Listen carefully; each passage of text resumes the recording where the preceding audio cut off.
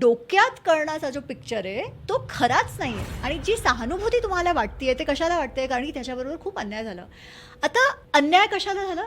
त्याच्या जातीमुळे. तुम्हाला माहिती आहे त्याची जाती कुठली होती? तो जो आपण समजतो ती त्याची जाती नाहीये, तो सूत होता. आणि आपल्याला वाटतं सूत म्हणजे अरे बापरे काहीतरी खूप प्रताडित जाती आहे. तसं नाहीये.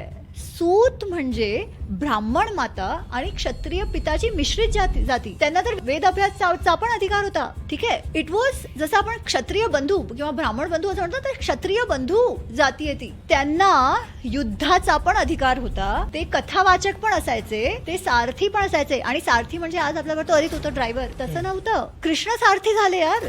जो योद्धा असतो त्याचा जीव सारथीच्या हातात असतो आणि त्याच्याचमुळे जो सारथी असतो तो खूप क्लोज मित्र असायचा राजाचा, योद्धाचा. राईट. इव्हन अधिरथ जो कर्णचे फॉस्टर फादर होते, पिता होते, ते पण त्यांच्यासाठी यशस्वी धृतराष्ट्राचे मित्र असा प्रयोग झालाय.